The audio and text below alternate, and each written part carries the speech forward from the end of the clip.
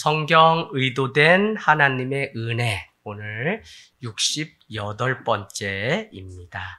사사의 최종 결정은 말씀입니다 라는 제목으로 전하도록 하겠습니다. 사사기를 풀어가는 중요한 열쇠가 있는데 그것은 이스라엘 백성들이 무엇으로 살아가느냐 하는 문제더라고요.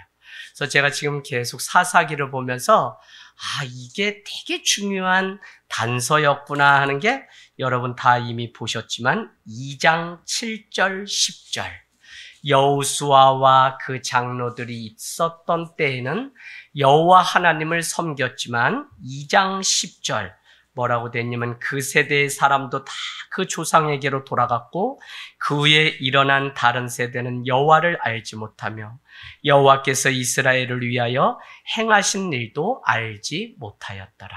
아멘. 그러니까 우리가 하나님의 말씀으로 살아가던 여호수아의 때와 그 이후 사사의 시대는 자기의 보기 좋은 소견대로 살아갔다는 그 차이가 엄청난 거였어요. 그래서 오늘 이 문제가 해결되지 않기 때문에 온니엘은 80년 동안만 평온했다고 이야기하고 또 지난주에 우리가 봤던 에훗은 40년 동안, 에훗은 80년, 온니엘은 40년 동안만 평안했다고 그렇게 말씀하고 오늘 우리가 보는 이 드보라도 결국 40년만 평안했다고 말을 하고 있는 것을 봅니다. 그러면 우리가 그 나머지는 다 뭐를 했냐면 또 여호와 앞에 악을 행하였다라고 그렇게 말씀이 전하고 있습니다. 그래서 여러분 다시 한번 생각해 보면 우리가 2장에 쭉 보면 뭐가 있었죠? 2장 2절에 이스라엘 백성들이 지켜야 되는 약속이 두 가지가 있는데 하나는 가나안 그 이방 민족과 언약을 체결하면 안 되고 하나는 또 뭐였습니까? 그들의 제단에 절을 하면 안 되고 오히려 헐라고 했는데 그 여호와의 목소리에 청종치 아니함으로 인해서 2장 3절에 보니까 그들에게 가시와 올무가 있을 것인데 그것은 다른 것이 아니라 2장 29절, 30절, 22절, 23절을 보니까 그 가시는 여호와 하나님께서 이방 민족을 완전히 멸하지 않고 제거하지 않고 그대로 두었는데 23절에 그 이방 민족들을 머물러 두사 그들을 속히 쫓아내지 아니하셨으며 여호와의 손에 넘겨주지 아니하였다. 그런데 22절에 보니까 왜 그랬다는 거예요? 그들의 하나님을 따르는지 말씀을 따르는지 아닌지 시험하려고. 그러고 보니까 계속 하나님은 지금 이스라엘 백성이 주님의 말씀에 순종하고 살아가도록 계속적으로 시험하고 있는데 이스라엘 백성들은 그것을 알지 못하니까 어디요? 3장 7절에 보니까 악을 행했다. 3장 8절에 보니까 메소보다미아의 그 왕 한 사람에게 리사다임에게 그의 손에 이 이스라엘 민족을 파셨다. 그때 구원자로 한 사람을 세웠는데 3장 9절에 보니까 그의 이름이 바로 뭐였죠? 온니엘이다라는 것이죠. 그것으로 끝나는 게 아니라 3장 12절은 또 뭐라 그래요? 또 여호와의 목전에 악을 행했다는 거예요. 그래서 막대기로 모압 왕 에글론을 사용해서 또 이스라엘을 그러나 그들은 또 하나님 살려달라고 부르짖으니까 에훗이라고 한 사사를 세우게 되죠. 그러고는 오늘 또 4장 1절에 보니까 에훗이 죽으니 이스라엘 자손이 또 여호와의 목전에 악을 행하매. 근데 우리가 잊지 말아야 되는 게 지난주에 안 했지만 3장 31절에 사사 삼갈이라고 하는 사람도 소개되고 있는 것을 우리는 볼 수 있습니다. 그래서 한마디로 이스라엘 백성의 믿음을 보시려고 오늘 시험거리, 가시, 올무, 물론 이것은 자기들이 순종하지 않았기 때문에 준 것이지만 순종하면 하나님이 다 걷어갈 것인데 그러지 못하는 인간들의 그 연약함을 우리는 볼 수 있어요. 그래서 저는 그런 생각이 들어요. 우리에게 시험이 있고 어려움이 있는데 결국은 그 순간이야말로 하나님께 믿음을 드릴 수 있는 타이밍이라는 것입니다. 더 중요한 것은 성도는 말씀 앞에 내 삶을 멈추고 듣지 않는다면 삶이 우리의 말씀을 멈추게 되는 이런 관계가 된다는 것입니다. 무슨 이야기냐면 말씀이 멈춰버린 인생은 결국 삶도 멈춰지게 되는 것입니다. 저는 가만히 제 삶에 그래도 말씀이 오늘도 아침에 큐티를 하면서 이 그릇, 어떤 그릇으로 내가 살아야 될지, 더구나 하나님의 일꾼으로 부름받은 사람은 주의 말씀에 옳게 분별해서 서 있는 자라는 그 말씀이 오늘 참 많이 와닿았어요. 그래서 늘 말씀이 내 삶을 멈춰서게 하는 중요한 건데, 우리가 이 말씀이 내 삶을 멈춰서게 하지 않으면 결국 내 삶의 그 어려운 문제가 내 삶을 멈춰 세워버리고 많은 일들을 참 그동안 많이 겪어서 할 수만 있으면 정말 어떻게 해서든지 나는 죽고 예수 그리스도로 순종하면서 살아가려고 늘 이렇게 많이 애쓰고 있습니다. 오늘 우리가 본 이 드보라라고 하는 여사사는 마치 모세의 이게 견줄 수 있는 그런 여사사입니다. 4장, 5장에 보면 철병거 900대로 무장한 가난 병거가 등장하죠. 그리고는 승리하게 되면서 5장에는 드보라의 노래가 소개하고 있습니다. 이것을 왜 모세와 비슷하다고 하냐면 출애굽기 14장에 가면 홍해를 건너는 일들을 경험하고 15장에 모세의 노래가 비슷하게 등장하면서 어려움 속에서도 하나님이 이스라엘 백성을 구원하신 그 일을 찬양하는 장면이 비슷하게 나오는 것을 보면 참 이 말씀이 짝이 있다는 것입니다. 어쨌거나 왼손잡이 에훗이 죽게 되었을 때 이스라엘은 또 여호와 앞에 악을 행하게 됩니다.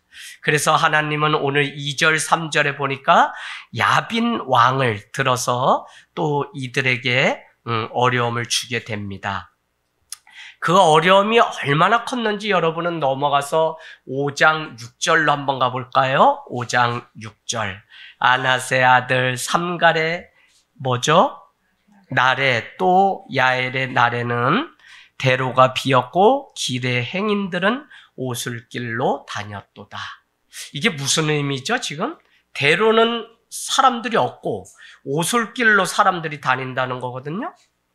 그만큼 이 포악한 정치 가운데 야빈왕의 그냥 포악한 정치 때문에 사람들이 흉흉해서 대로로는 못 다니고 작은 오솔길로 숨어서 다니고 있는 상황을 묘사한 거죠.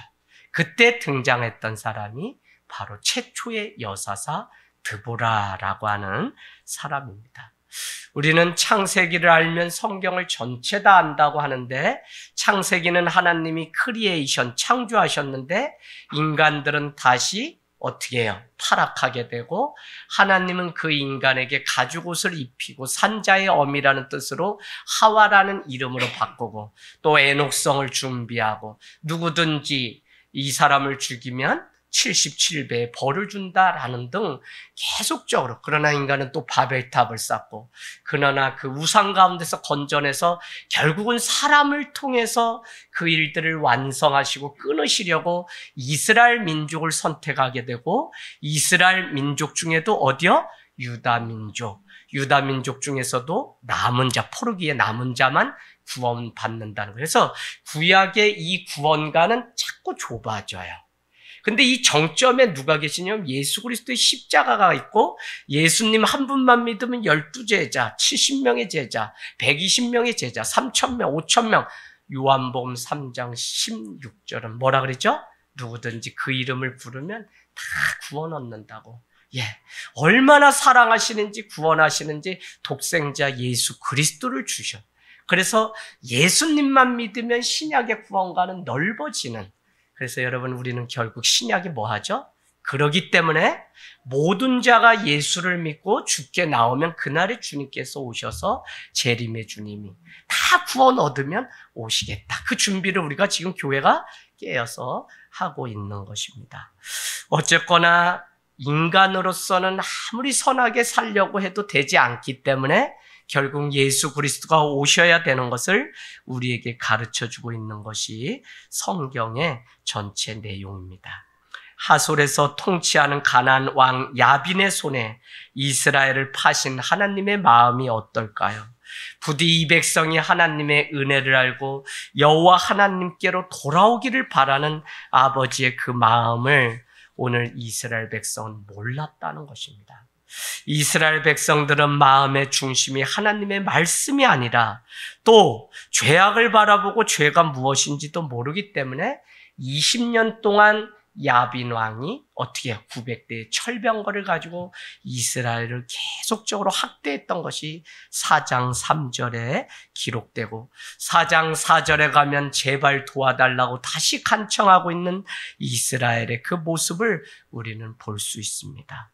정말 은혜로 살아가는 그 삶은 내게 베푸신 하나님의 은혜를 기억하고 감사하고 나도 그렇게 살겠다는 재현, 이게 뭐라 그랬죠? 예배라 그랬어요. 다시 말씀드리면 예배는 지금 예배 드리지만 예배는 시공간을 초월하는 하나님의 사건인데 잘 보세요. 지금 예배 현재 드리지만 과거에 예수 그리스도께서 나를 위해 십자가에 죽어주신 그 일로 인해서 나는 감사하고 그 사건을 기억하고 나도 십자가를 지고 살겠다고 하는 재현, 이게 중요한 거예요. 그러면 현재가 과거를 끌어당겨서 오늘 그렇게 살겠다고 하고 우리는 세상으로 나가는데 더 중요한 것은 성찬 예식을 통해서 장차 임할 하나님의 나라에서 우리는 천국의 잔치가 어떻게 되는지 성찬식을 통해서 미리 맛보는 사건이 있어요. 그래서 현재, 과거, 미래가 초월적으로 이루어지는 것이 바로 예배예요. 그래서 예배가 그래서 늘 우리 마음 가운데 십자가 앞에 오면 기억해야죠. 그분이 나를 위해서 죽어주신 거, 또 나를 구원해 주신 거 감사해죠. 그러나 놓치지 말아야 되는 게 나도 그와 같이 십자가를 지는 삶, 어디로 파송받아 가든지 능히 감당하겠다고 하는 재현을 우리는 다시 하는 이 일이 너무나 중요합니다. 4절 말씀 볼까요? 4절. 그때 라비돗의 아내 여선지자, 동그라미 쳐놓으세요. 여선지자 드보라가 이스라엘의 사사가 되었는데, 사사의 동그라미 치세요. 사사의, 드보라는 라비돗의 아내로서 여선지자인데, 라비돗의 이름의 뜻은 뭡니까, 여러분? 번개라는 뜻이죠. 번개. 그러면 우리 드보라의 이름의 뜻은 꿀벌이라는 뜻이에요. 하나님은 번개와 같이 힘있고 막강한 그의 남편, 라비돗을 사용한 것이 아니라 꿀벌 드보라를 통해서 오늘 선지자로 사용하시고 그를 사사로 이렇게 부른 것을 우리는 알 수 있어요. 그러면 누가 선지자냐면 하나님의 부름을 받고 하나님의 영으로 충만한 사람이며 하나님을 떠난 사람들에게 어떻게 해서든지 돌아오게끔 하는 것이 바로 말씀을 전하는 일인데 그 일을 하는 것이 선지자라는 것입니다. 더 쉽게 말씀드리면 당시에 제사장들이 그 많은 일들을 감당하는데 제사장들이 다 변질되고 썩었어요.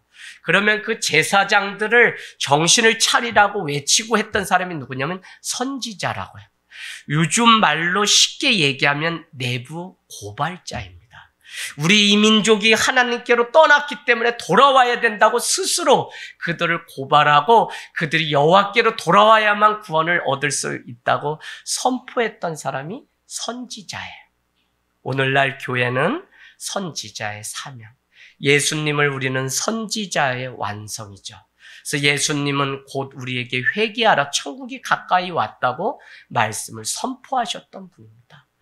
요나가 그 일을 또 감당했죠. 니느웨 40일 뒤면 심판이 임한다고 찾아와서. 그러면 오늘을 살아가는 우리의 사명도 다른 것 아니라 바로 이와 같이 하나님의 말씀을 외치고 그들이 여호와께로 돌아오게 하는 그 일을 위해서 살아가야 된다는 것입니다. 그 일을 누가 감당했냐면 드보라, 사무엘, 나단, 엘리야, 엘리사와 같은 선지자들이, 타락한 백성들이 주님께로 돌아올 수 있도록 외치는 거예요. 참 교회가 잃어버린 그 사명 중에 예수천당 불신족 이런 거 말고 정말 예수 그리스도가 구원자로 오셨는데 그분 앞에 우리가 죄를 용서받아야 된다고 외치는 그 일이 참 많이 필요합니다. 그래서 교회가 썩지 않는 것은 사실 우리가 우리 자신을 보고 그래야만 우리도 누구한테 줄 것이 있죠. 그래서 그것을 한번 외치기 위해서 그만큼 살아내는 삶이 어려워요. 제가 목회자로 제가 살아봐서 하는데 한번 설교 그냥 쉽게 하는 것 같고 뭐 그냥 이렇게 뭐 어떻게 말 잘하면 되는 것 같은데 그렇지가 않아요. 누가 있기 때문에 그러냐면 저는 여기 아내가 앉아있고 저 아들이 그냥 눈을 또 크게 뜨고 쳐다보기 때문에 여러분 사랑은 그냥 좋은 말을 하고 아름다운 말을 하는 겁니다. 근데 그날 밤에 가서 조선 팔도 욕 다 한다고 보세요. 그러면 아들이 저를 그냥 이상하게 보죠. 그래서 이래도 저래도 그냥 어려운 게 목회고 그 중에 한 가지가 이 선지자의 사명 감당해야 되는 것 같아요. 뭐냐면 미래를 내다보고 이런 시대가 오기 때문에 우리가 회개하고 빨리 정신을 차려서 여호와께로 돌아가야 된다고 외쳐야 되는 사명이 있기 때문에 그렇다는 것입니다.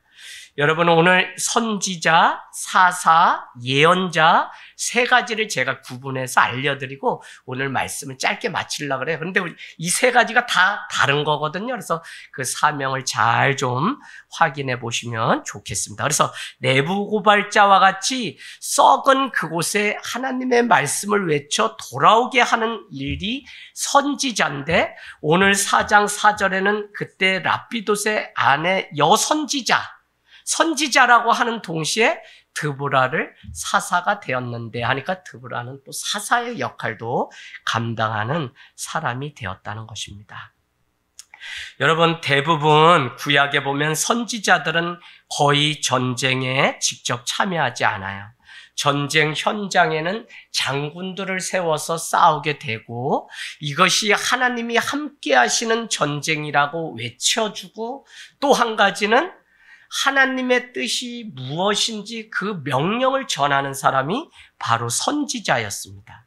그래서 성스러운 이 선지자는 손에 칼을 들 수 없다 해서 거의 들지 않았다는 거예요. 그렇기 때문에 오늘 드보라도 그가 전쟁에 나가서 칼을 직접 든 것이 아니라 900대의 그 철병거를 이기기 위해서 그의 조력자 누가 있죠? 바락이 등장해. 다음 주에 제가 나누겠지만 바락을 세웠지 그는 하나님의 뜻이 이겁니다. 당신들 빨리 올라가세요. 이런 하나님의 뜻을 전하는 자가 선지자였다고요. 제가 이것을 보면서 오늘날 목회자가 정치도 하고 여거저거 많이 이렇게 하는데 저는 그냥 목사로 남고 싶어요. 왜냐하면 저도 시골에 가면 따놓은 면 의원은 벌써 해요. 왜냐면 아버지가 다 했는데 네가 안 오면 경악이라도 보내가지고 아버지가 그거 국회의원 한번 하려고 그랬는데 때 놓쳤는데 너네가 하면 되지. 너네 횡성 군의원까지는 그냥 아버지가 다 말해놨어. 와 이래. 근데 저희 그런데 관심이 없어서 이렇게 외인으로 더 아버지가 쪼면 쫄수록 더 자연으로 저희는 숨어버리고 떠나서 이제 여기 오산까지 오게 됐는데 그러세요.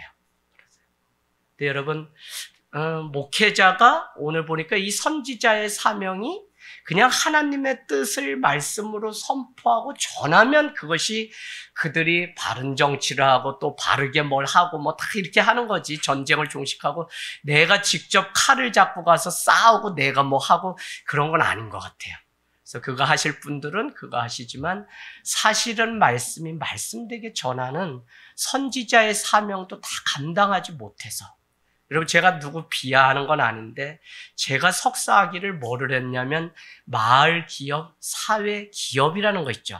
사회복지에 관련된 일. 그래서 경기도에서 따북 공동체 이런 거 이용해서 우리 교회에서 프로그램을 하면 나라에서 돈을 가져다 아동센터를 하고 이런 거. 오산을 내려왔더니 목사님들이 다 이 일을 하는 거예요. 그래서 나라에 다시 이렇게 해가지고 또 교회가 다 복지관이 됐더라고요. 그래서 저도 그걸 전공하고서 내가 어떻게 해야 될까 고민하다가 아니다 나는 그분들은 하시라고 그러고 나는 정말 좀 말씀 있는 교회였으면 하는 마음이 지금까지도 그러다 보니까 계속 삶이 사역 무진장만 했어요. 해피문화센터의 역사 탐방 교실, 하늘 땅 농장 운영, 그 다음에 자연 탐방 교실, 가족 독서 교실, 축구 교실 한 10개를 그랬더니 시에서 이거 대안학교 수준이니까 나라에다 말하면 돈을 받을 수 있으니까 그렇게 하라는 거야. 또 이 도서관도 나라에다 말을 하면 다 시설비랑 나오니까 또 그렇게 하라는 거야. 할 수 있죠. 그러나 저는 그거보다 그냥 교회가 선지자의 사명을 제대로라도 감당해야 되겠다 하는 마음 들어서 지금 이렇게 목회를 하고 있습니다. 어쩌거나 조력자 바락을 세워서 손에 칼을 잡고 직접 나가서 싸우는 일은 그가 하고, 선지자 오늘 드보라는 하나님의 뜻이 어디 있는지 전하는 일을 했다는 것입니다. 여러분, 신명기에 우리 가보자고요. 신명기 18장. 거기에 가니까 선지자가 무엇을 해야 되는지 아주 정확히 해놨어요. 모세에게, 모세를 통해. 신명기 18장 18절 19절. 신명기 18장 18절 19절 찾으셨나요? 네, 신명기 18장. 네, 우리 찾으셨으면 18장 18절 19절 한번 같이, 구약 290페이지입니다. 신명기 18장 18절 19절 우리 한번 같이 읽겠습니다. 시작. 내가 그들의 형제 중에서 너와 같은 선지자 하나를 그들을 위하여 일으키고 내 말을 그 입에 두리니 내가 그에게 명령하는 것을 그가 무리에게 다 말하리라. 누구든지 내 이름으로 전하는 내 말을 듣지 아니하는 자는 내게 벌을 받을 것이요. 아멘. 만일 어떤 선지자가 내가 전하라고 그렇게 딱 하죠. 그래서 명령하지 아니하면, 그러니까 뭐예요? 선지자는 하나님이 주신 그 말씀, 전하라고 하신 그 말씀을 가지고 사는 자가 선지자고, 그 말씀을 그 백성들에게 가감없이 전하는 사명자가 바로 선지자. 그러니까 선지자는 돌로 맞아 죽어도. 그래서 요즘 돌이 무서워서 아마 교회들이 그냥 이렇게 하는지 몰라도 정말 맞아 죽을 심정으로 복음을 전해야 되는 때 같아요. 세례 요한도 선지자죠, 다. 그들이 목숨 걸고선 나가서 살았던 것을 우리는 볼 수 있습니다. 그래서 선지자는 말씀으로 싸우도록 가르치는 사람이고, 오늘날 교회의 리더가 필요한 것은 거친 세상을 대할 때 하나님의 말씀으로 싸우는 법을 가르치고 하나님의 말씀을 가르쳐야 돼요. 그래서 이 싸움이 혈과 육의 싸움이 되지 않고 믿는 우리는 세상 공중 권세 잡은 악한 자들과의 싸움을 싸우되 하나님의 말씀으로 싸울 수 있도록 도와주는 교회, 또 그게 목회자가 감당해야 되는 선지자적 사명. 그러면 저는 그게 목사만 하는 게 아니라 가정 안에 부모가 그 일을, 아침에 자녀들을 학교로, 얼마나 흉흉해요. 뭐 아이들 오고 가면서 뭐 차 막 이런 거 조심해라 뿐만 아니라, 저도 우리 아들 여기 이제 대학생 됐지만 애들이 막 얼마는지, 애가 착하니까 남 안 좋은 거는 다도 잘도 쏘가, 또 저 키도 큰 애가. 그래서 세상이 악하구나. 얼마나 속이 상했는지 몰라요. 그래도 그냥 어떻게 해요? 그것도 다 거쳐야 되는 과정이에요. 그러니까 말씀으로 무장돼서 세상에 이런 것들이 맞는지 틀린지 잘 분별할 수 있도록, 싸울 수 있도록 가르쳐야 되는 사명이 우리 부모에게 있다는 생각을 해보게 돼요. 언제 우리가 뭐 이렇게 산업화되고 막 하면서 오늘 목사님 한 분이 오셔서 다시 개척을 하는데, 목사님이 설립 예배 설교를 해주세요. 아니, 온누리교회 출신이면 그 담임 목사님, 그 기라성 같은 분 모셔서 하지, 나 같은 사람 왜 합니까? 그랬더니 뭐 여기저기서 소식 보면서 목사님이 오셔서 자기는 교회를 3번째 이렇게 하고 또 하고 합병도 해보고 막 이런데, 이번에는 진짜 마지막이라는 마음으로 하게 되는데, 교회론을 몰라서 그동안 너무 세상적으로 교회를 경영하고 운영하다 이제는 교회가 뭔지 알게 됐어요, 목사님 하면서 저를 와서 해달라고 해요. 그러면서 우리가 무슨 얘기를 나눴냐, 산업화가 되고 막 이러면서 바쁘면서 원래 이 자녀들 교육을 부모가 가지고 있었는데 언제부턴가 대형화되고 교회가 딱 조직화되고 시스템화 되니까 교회가 우리 아이의 교육도 책임져 주세요 하고 다 맡겨버렸다는. 그랬다가 그 실력이 다 언제 드러났냐면 이번에 코로나를 겪으면서 아이들 데리고 예배를 할 수 있는 부모가 없었다는 거예요. 그래서 여러분, 우리가 참 무엇을 선지자로서 이렇게 감당해야 될지 한번 이렇게 보면 좋겠습니다. 그래서 지금이 어떤 세상인데 너 임식기 막 이렇게 겁주지 말고 그냥 말씀으로 잘 싸울 수 있도록 말씀을 자녀들에게 주면 그 자녀들이 지금은 안 듣는 것 같아. 그래도 다 알아요. 현종이 할렐루야. 네, 다 들어야죠, 애들. 나는 혁이한테 너 예배 때 듣지도 않고 막 뭐 이러고 뭐 했더니 목사님 저 다 들어요. 저 안 듣는 거 아니에요. 야, 요거 환장하겠어요. 이 귓구멍은 열려 있다 이거죠. 그랬다 그래서 다 듣는 거 우리 솔직히 아니잖아요. 근데 뭐 했는데 목사님 저 다 듣고 있어요. 왜 그러세요? 대로 큰 소리 치니까 할 말이 없더라고요. 세상이 그렇게 악해졌어요, 애들도. 그래서 믿어. 너가 다 듣는 거 알죠? 네 귀 소머즈처럼 다 빨아들이는 거 내가 다 알아. 그렇게 또 얘기해야지, 뭐, 거기다 대고. 이번 주 설교 그러면 뭐였어? 물어볼 수가 있어야지. 자기 다 들었다는데. 그래서 여러분, 목회는 평생 그냥 쏟는 일이야. 또 믿어주고 또 믿어. 그랬더니 우리 집사님 또 7년 만에 다 중요한 때 오셔서, 목사님 용서해 주세요 하고 우시는데, 제가 그냥 앉아서 목사님 개척 힘들게 할 때 본인이 못 나오기 시작했으니까 얼마나 미안했겠어요. 우시더라고요. 목사님 교회 여기가 좁아서 4층을 하신다고요.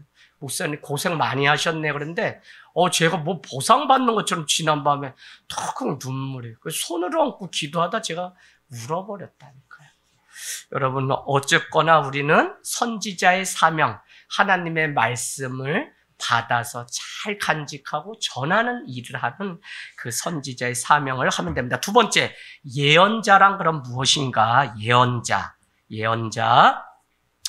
예언자는 여러분 중요한 것이 과거를 통해서 미래로 나가도록 도와주는 역할이 바로 예언자. 우리 지난번에 하나님과 동행하면 뭐요? 분별의 축복 받는다 그랬죠? 특별히 분별 중에 제가 뭐라 했어요? 예지력이라 그랬어요. 미래가 어떻게 일어날지 보는 거. 근데 그 보는 게 우리가 성경을 잘 알아야 되는 게 무섭더라고요. 저도 이번에 알았는데 눈 감으면 뭐가 보였어요. 이거는 큰일 날 소리예요. 제가 말씀드릴게요.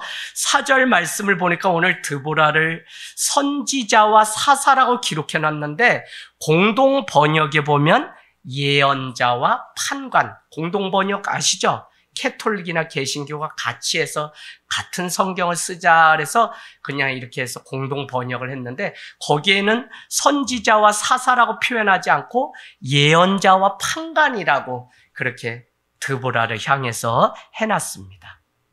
여러분, 역사라고 하면 과거에 일어났던 사건에 대해서 했던 이야기로 우리는 생각해요. 그러나 유대인은 역사 이야기를 과거에 있었던 옛날 이야기로만 생각하는 것이 아니라 과거의 역사가 미래를 보여준다고 생각하는 그 마음들이 있었어요.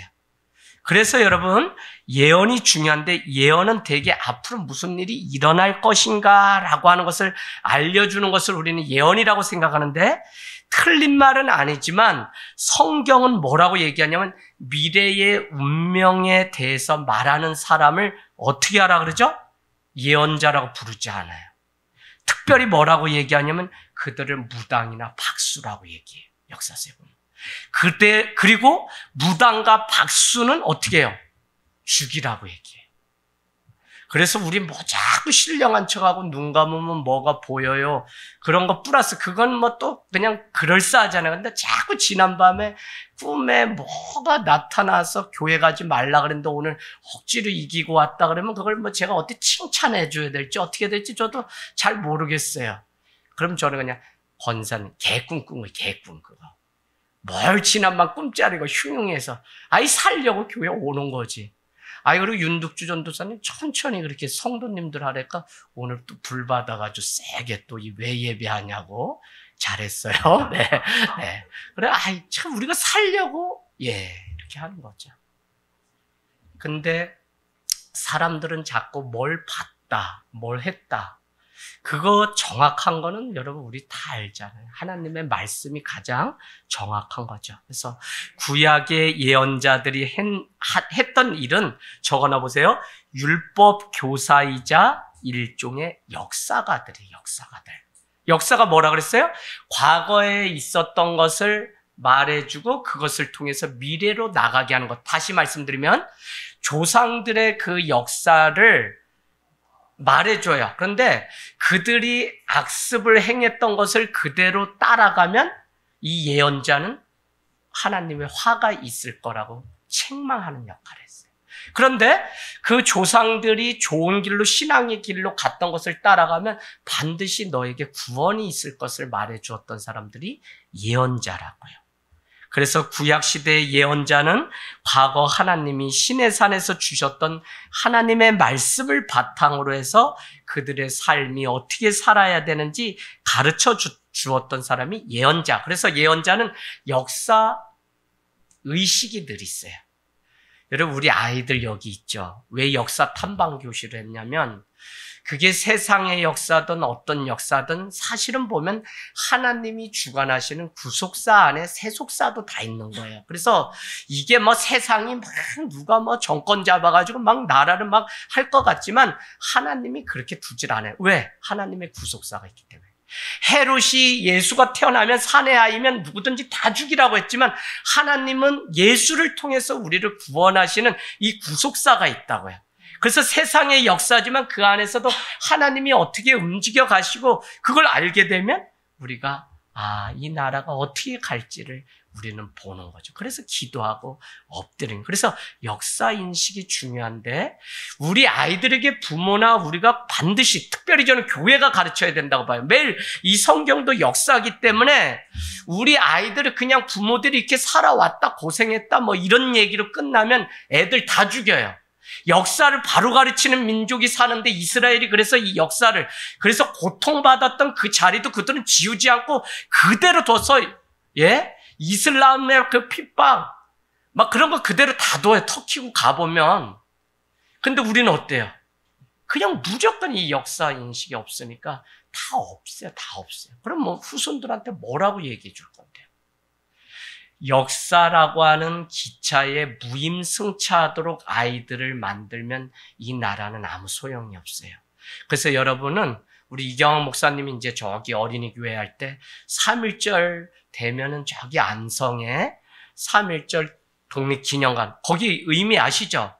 3.1 운동이 여러분 천안에서 유관순 누나가 먼저 한 거 아니에요? 안성이 가장 먼저 했는데 안성에 고향을 둔 사람이 누구냐면 친일파 이완용. 그래서 안성 사람들이 이 3.1 운동하다가 다 옥에 갇혔는데 이완용이 자기 고향 사람이라고 다 풀어줬기 때문에 천안을 더 크게 여기는 거지 최초에 했던 곳은 안성이에요. 그러면 목사님이 아이들 데리고 제가 봐도 그걸 매해 한다는 건 어려운데 다들 애들 막 거기 옥에다 가둬가지고 막 그 죄수로 사는 거 재현하고 애들 따라가 봤어요 한번. 애가 그래요. 이경 목사님 3년째 여기 옥에다 가두고 이거 나 그래서 깜짝 놀랐어. 애들 쭈쭈밥 먹으면서 그래. 그 안에 가서 곤장 맞고 이게 인두대 막 지짐당하는 그런 거 재현 다 하니까 어떠니 하니까 애들이 몰라요. 그래도 어쨌거나 역사를 계속 우리 가르쳐요. 그 역사와 관련된 게 예언자. 과거의 조상들이 믿음의 조상들이 이렇게 살고 이렇게 살지 않으면 화가 있었고 그 안에 또 하나님의 축복이 있었다. 그렇기 때문에 너희가 어떻게 살아야 되고 이렇게 살면 반드시 너희의 미래가 어떻게 된다는 것을 전했던 사람이 예언자라고 예언자. 자, 그래서 오늘 정리해보면 선지자는 하나님의 뜻을 내부 고발자로서 이렇게 하면 썩습니다 하고 하나님의 말씀을 받아서 전하는 역할들을 하는 사람이었다면 오늘 예언자는 역사인식을 가지고 과거의 이야기를 가지고 어떻게 살아가야 되는지 백성들에게. 그래서 예언자는 여러분 아까 뭐죠? 율법 교사이자 또 하나는 역사가다. 저술가와 같은 사람이라는 거죠. 말씀 다 맞춰갑니다. 많은 경우 우리는 지나간 과거를 빨리 잊어버리려고 노력해요. 그래서 현재에 더 이상 도움이 되지 않는다고 생각하기 때문에 이 역사가 아픔이든 기쁨이든 간직하고 가르쳐야 되는데 저는 요새 아이들 책 보면서 시대가 교과서도 이렇게 바뀌는 거구나. 뭐 여기 계신 분들은 다 대한민국 뭐 어떻게 왔냐 뭐 해서 둘의 뭐 상부 상조 막 이런 거 도덕책에서 우리 배운 거잖아요. 그래서 뭐 우물도 막 같이 마을에 하나 해가지고 뭐 했다. 이런 게 이제는 아예 도덕책이 없어요. 그러면 아마 아이들 새마을운동 이런 것도 아마 전혀 모를 거예요. 점점 이 역사 인식이 우리가 희박해지는 게 어떤 면에서는 교회가 좀 해야 되는 거예요. 그래서 너희는 과거의 이전 것을 잊어버리라고도 해, 성경은. 그래서 이거 잘 알아요. 잊어버리라고 해. 과거도 잊어버려라. 그러면서 또 뭐예요? 앞에 있는 것을 붙잡기 위해서 가라고도 얘기해요. 그런데 또 우리가 십계명을 주면서 뭐라 그러죠? 너희는 애굽의 종되었던 것을 기억하라고 하면서 십계명을 주세요. 성경은 많은 부분이 과거에 있었던 역사를 기억하라고 우리에게 오히려 반면교사로 삼고 기억하라고. 그러고 보니까 아버지가 왜 그렇게 6.25 때 피난 내려와가지고 고생한 얘기를 그냥 저만 갔다면 날 잡고 새벽 2시까지 하면서, 그러니까 결론은 너가 출세해서 저기 국회의사당 가가지고 배지 달고 이렇게 해서 나이도 한 살씩 다 줄여놨어요. 동률이 나오면 동률이 나오면 나이 한 살이라도 어린 사람이 국회의원 당선된다고 집안 식구로 나이를 다 줄여놨어. 애는 또 많잖아. 막내 동생을 입학을 시키는데 면회 심리길 걸어가가지고 제가 어떻게 입학시키게 됐는데, 다른 사람 안에 이성희 집사님이 그래가지고 하게 됐는데, 학교 왔더니 애가 이름이 없대. 그래서 면 직원이 주는 거 가져왔는데 그랬더니 세 장째에 있더라고. 세 장째. 그러니까 면 직원이 그런지 모르고 그냥 2장까지 복사 출력해서 나오니까 줘가지고 난 가지고 심리길 걸어서 학교 왔더니 입학을 해야 될 학생 이름이 없으니까 잘못됐다 그래서 그날 입학 못할 뻔했어요. 참 이 역사, 이런 속에서도 자녀들을 키우고 이렇게 왔던 이 역사가 참 부모가 자녀들에게 물려줘야 되는 또 중요한 일인 것 같습니다. 우리가 이 과거를, 미래를 내다보는 거울로 삼지 못하는 이유는 딱 한 가지예요. 그 과거가 자기에게 상처로 남아있기 때문에. 근데 우리는 누구죠? 그 상처를 영광의 면류관으로 바꿔야 돼요. 그래서 우리는 그러기 때문에 그 과거의 어둠과 직면에서 그것이 반드시 하나님이 우리를 축복하시는 기회가 될 것을 믿고 우리는 가르치는 그 일들을 해야 된다는 것입니다. 자, 오늘 말씀 마지막. 사사는 그럼 뭐 하는 사람이냐? 사사는 다른 게 아니에요. 최종 결정의 기준을 말씀으로 삼았던 자입니다. 5절 말씀해 보니까 그는 에브라임 산지 라마와 베델 사이 드보라의 종려나무 아래 거주하였고 이스라엘 자손은 그에게 나아가 재판을 받더라. 그러니까 드보라가 사사로서, 선지자인 동시에 사사로서 세움을 받았는데, 사사가 무슨 역할을 했냐면 모세와 드보라처럼 재판하는 일들을 주관했다는 것입니다. 특별히 당시 사사들은 하나님의 영을 받은 군대의 지도자의 역할을 했던 것이 큰데, 오늘 드보라는 원래 사사가 가지고 있었던 재판의 그 일만 감당했다고요. 그래서 드보라에 대한 짧은 묘사는 4절, 5절, 아침부터 저녁까지 백성들을 재판했던 그 모세와 같이 그는 재판하는 일을 했다는 것입니다. 그래서 히브리, 이 구약을 등장하는 히브리 사람들의 그 사사라고 하는 관점은 무엇이냐면 최종 의사 결정자가 바로 사사예요. 재판하는 게 뭐예요? 마지막 이 사람이 죄가 있으니 이렇게 하라 저렇게 하라 최종 결정하는 거죠. 그러면 교회나 목회자나 성도는 오늘 사사의 이 사명도 우리에게, 선지자, 예언자, 사사의 사명이 우리에게 동시에 다 있는 거예요. 왜? 예수님처럼 우리 다 있어요. 그러면 그 사사의 사명은 가정에 어떤 일들이 있을 때 말씀이 기준이 되어서 최종 결정을 하는 사람이 바로 사사라고요. 그래서 민족이 공경을 처할 때 민족을 구원하기 위해서 무언가를 결정하고 그 결정을 수행했던 사람, 그래서 모든 사람보다 앞장서 있었던 사람이 바로 사사였다는 것입니다. 그런 면에서 교회의 사사의 역할을 감당하는 리더는 결정하는 사람이고, 최종 의사를 결정하는 일은 사실 고독한 일입니다. 그 고독을 감당할 때 리더십이 생기게 되고 의사결정을 미루는 사람은 더 이상 리더가 될 수 없어요. 그러면 왜 리더들이 결정하지 못하고 오늘 미루게 되느냐? 우리 가정 안에도 리더 아버지가 있고 그런데 왜 이 일을 미루고 결정하지 못하느냐? 이거는 직무6인데 다른 데 있지 않고 기준이 분명하지 않기 때문인데 우리가 다시 말씀드리면 사사는 누구냐? 하나님의 말씀을 기준으로 삼아서 최종 의사결정을 했던 사람이 사사의 역할이에요.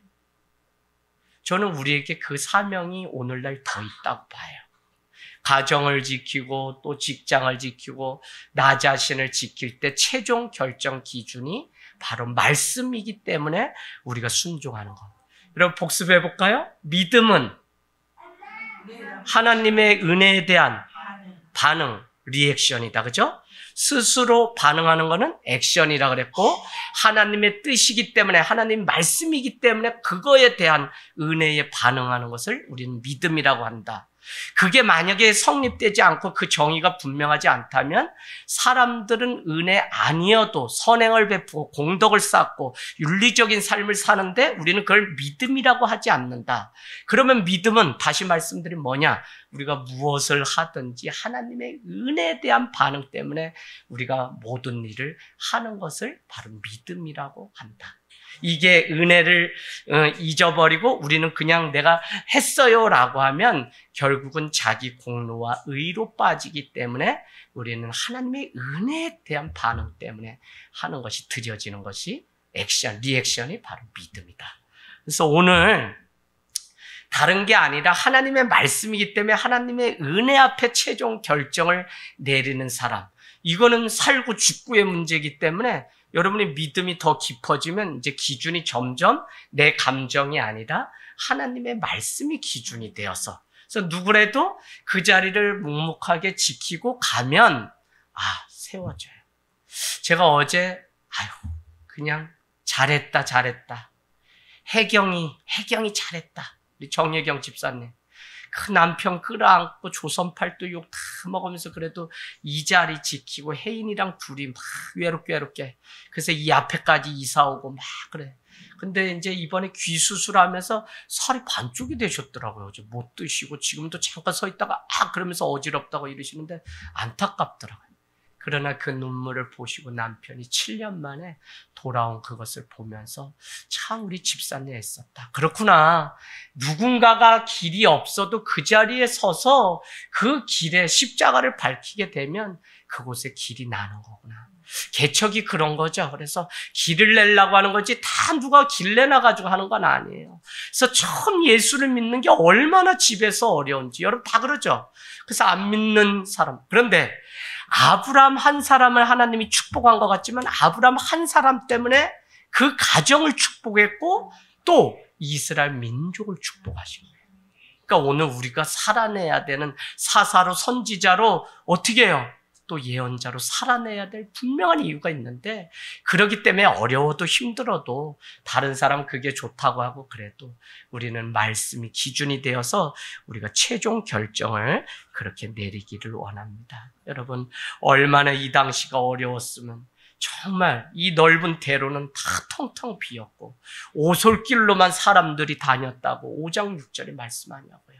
그렇게 어려운 때에 이 예언자로서 선지자로서 또 사사로서 그 일을 감당했던 사람이 드보라. 그러나 그의 남편이 있었고 그의 조력자 바락이라고 하는 사람이 있었다는 것입니다.